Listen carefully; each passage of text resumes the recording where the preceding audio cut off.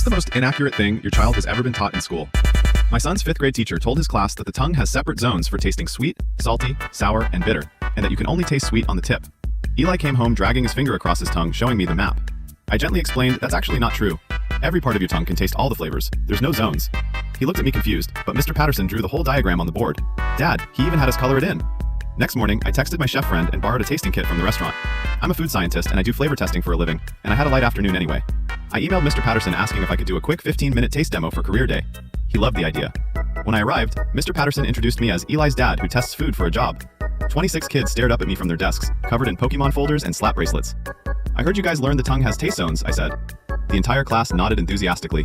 Mr. Patterson beamed from his desk. I pulled out little cups of sugar water, salt water, and lemon juice from my bag. We're going to test this right now, I said. I had them dip cotton swabs and touch the wrong zones, the back with sugar water, the tip with salt water.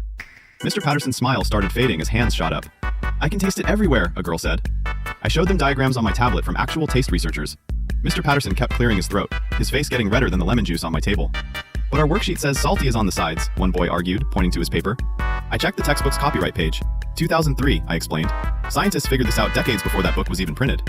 The kids were fascinated. I passed around my phone with the research paper. That's when Mr. Patterson suddenly stood up. Well, thank you for that interesting demonstration, but we need to move on to spelling now. I nodded and started packing up when a boy raised his hand.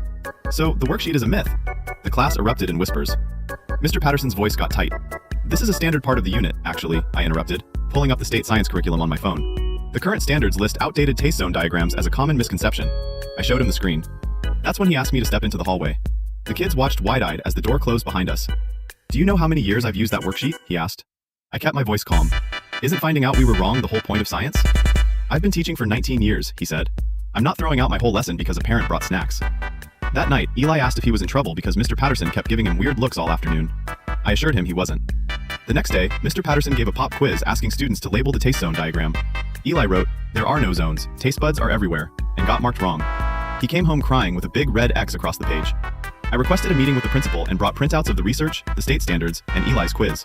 Principal Reyes listened carefully, then called in Mr. Patterson. When confronted with the evidence, Mr. Patterson insisted, "This is how it's always been taught." Principal Reyes asked, "But is it accurate?" After a long pause, Mr. Patterson said, "It's easier for them to visualize it this way." I lost it. My son is scared to answer questions honestly because he's afraid of getting marked wrong for being right. Weeks later, the school updated its science materials. Mr. Patterson was required to attend a refresher on current curriculum standards. On Eli's next report card, Mr. Patterson wrote, "Shows strong scientific curiosity." But at the parent-teacher conference, he wouldn't look me in the eye. And when I signed up to chaperone the science museum trip, I noticed my name had been crossed off the list. Eli still checks with me whenever he learns something new at school. Dad, is this actually true, or is it just a Mr. Patterson thing?